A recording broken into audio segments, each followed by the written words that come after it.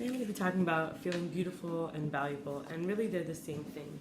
So often we think there's beauty in the accomplishment, in the, like when we see something that looks beautiful, it's often because the person took time to set up a beautiful table with delicious foods that are organized with herbs and colors and everything's thoughtful. Or an outfit. We say, wow, you look beautiful, but like the person took 2 hours to get ready. So actually it's our values that inform what we see as beautiful.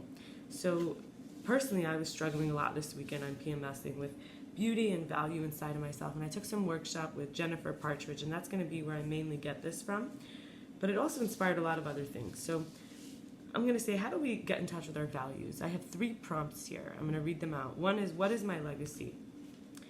This was a hard one to really consider. And I wrote, to bridge the material world, that we can bring our stuff to the next world, with the spiritual, that we don't leave the spirit behind when we cross over. To admit rebellion and mistakes and flaws in order to correct my tune in my movement, in my speaking, which is the bridge between thought and action. And then thought here I'm calling sight, because we have inner and outer thoughts, how we form the meaning, where we're sourcing our information from, that we're telling the story. And this is all for the sake of the collective work. That's my legacy.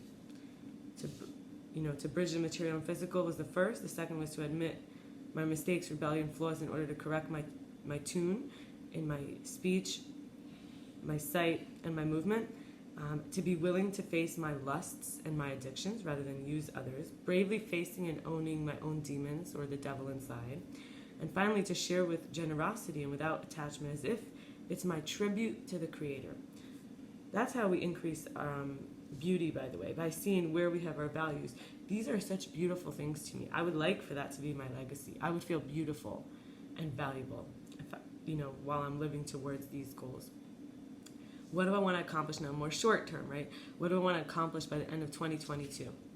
I want to help bring Mashiach, which is to me the awakening, the tipping point, where everybody is able to access their light and oneness inside and outside, and it's for the sake of something beyond one cell, where we can all become part of our roles in one big body.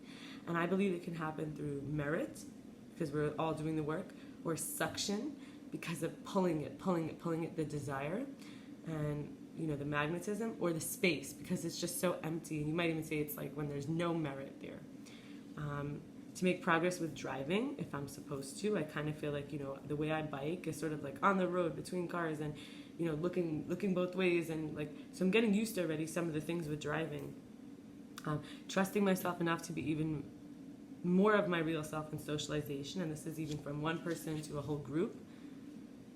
Not to be smoking, and being a healthy weight. So this has to do with my consumption, like whether I'm eating or ingesting things that are not good for me. Making progress with having a wellness or a healing business. I'm not saying I have to have it done by the end of the year, but make progress. Additionally, make progress with modest yet regal or grounded dress and garments. Sometimes I find myself wearing tank tops and shorts, and it doesn't feel so good in my community now. So just finding a way to carry myself better. Making progress with partnership towards starting a family, that for the sake, a beautiful family is not outside of me, for example. So for the sake of that, making progress inside, with being who I would want to see as a mother or as a wife, as a family member. What habits are too old for me? Now it's like letting go of the past, the ugliness that's not beautiful, or the waste that's not valuable. Telling people why things are happening to them and judging them for not knowing. And I'm releasing shame. I'm sharing this without judgment. This is the truth. These are too old for me, these habits. Not asking for validation from loved ones. That's an old habit. I did it I avoided asking because I wanted to protect myself from being vulnerable and showing I'm not always okay. But that's not who I am anymore. Unconsciously looking to be seen. So I'm looking so that you'll see me as beautiful, valuable, even wanting what doesn't want me, because I think it's beautiful or valuable.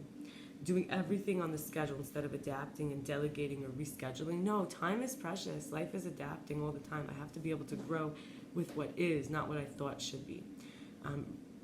Old habit, rejecting kindness because of fear of an accounting that it will be used against me to force me or guilt me into, reciprocal kindness, which to me it feels like they're giving me to get. Maybe I have that history, and that's why I project it. And I'm going to go into the workshop with Jennifer. I'm going to read through, we did a tapping workshop. We went through a lot of tapping, and then tapping creates a container for more complex thoughts and emotions to come out, so we can get to the more simple stuff and also hear where the story started, and then start with connecting to a better source of information where we make stories for ourselves. So first of all, my vision is that I feel beautiful and that my time and energy and thoughts are valued. What that really is saying is that often I end up feeling rejected and worthless around these. It makes me feel even jealous. I end up dejected. I protect myself by denying my desires, hiding, and doing the same old attempts that didn't work by going to people who don't see my beauty or value or beauty and value in my contributions, or even, my values. That my values themselves, that they're not being seen, or the other person doesn't share them at all or even respect them. I look back, I see my father didn't value my presence, my company, my ideas, and my mother saw the ugly first in everything, including me and my body. The worst part was not having anyone else to go to, and that I started believing I'm inherently flawed. I felt hopeless, and that if anyone got to know me beyond me trying to be beautiful and valuable, they'd see I was a waste, and I was actually obscene because I felt repulsive. I needed to feel gifted. I needed to feel seen as gifted and desired, and it hurt to feel unwanted. All I wanted was to be wanted. So I trapped myself into giving what was wanted, even if I didn't have the tools or capacity in order to wrap myself in beauty and value on the outside, since I didn't feel it on the inside, and have strived to appear better. So this is when I saw myself through others' eyes, especially my parents. And Jennifer had us go through, and she says, what were you actually worthy of all along? And in this tapping workshop, as I was going through this, of feeling like the wanting what didn't want, and then hurting myself by feeling unwanted, I saw I'm worthy of being wanted. That's the other story. That's a new story, and a lot of new thoughts can come from that. So if I didn't know any better, no one ever showed me another way, it was time to forgive. So we moved into forgiveness. I forgive myself for turning away from what really did want me, for blaming myself, for not wanting myself, for wanting what didn't want me, for sabotaging myself. And I realized, she says, what did you believe? And I said, I believed men who used my desire to please, to be wanted, and to please them so that I'd be wanted against me, so they could feel wanted, when they really didn't want me, just what I could do to satisfy their wants. I realized I'd come from a lineage of superficial, conditional love, seeing the bad, the ugly in others, a historical heritage of low self-esteem covered by overcompensating externally, and a history in my heritage of feeling unworthy and dejected. And for me, it came out as feeling like I'm a waste and I'm ugly. When I look back and I look at my parents, and I say my parents came from a lineage of people who got married and had kids in order to feel wanted, in order to feel like their created family makes them beautiful and valuable. But they didn't really feel beautiful or valuable as individuals, so they couldn't give me that either, and that's why I haven't started a family of my own. You can see how valuable this work is, the tapping work, right? This is why I've struggled with having friends or a partner or a job. I confuse the care or romance or work with myself, and too much pressure gets put on the companion, partner, employee to make me feel beautiful and valuable. But I haven't healed yet, from not feeling it for a lifetime. So I've struggled with this my whole life, and of course I've made progress over the years, right? I made so much progress over the years. But now I'm going to tie this into my earlier 3 prompts that I wrote: the legacy by the end of 2022, and what's the old values, right? My quantum leap.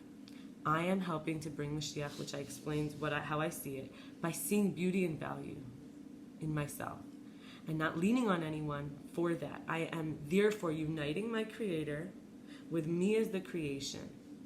I am seeing the beauty and the value in what is, not in this idol worship of what I think it should be like. When I don't chase or appear falsely, right, away, or force anyone else with manipulations or hidden agendas to see me as beautiful or valuable, I can actually see what actually wants me on its own, what and who sees my worth and treats me like I'm not just the sum of their outlook or their met needs, unmet or met needs. And the pain I felt actually represents the divine presence being seen as ugly and worthless. Everyone has to go through their own karma of this. If they make the Shekhinah, which is the Hebrew word for the divine dwelling presence, the indwelling.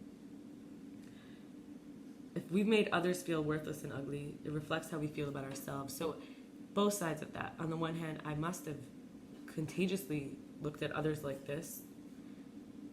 And at the same time also, I can be the change. It's the human condition.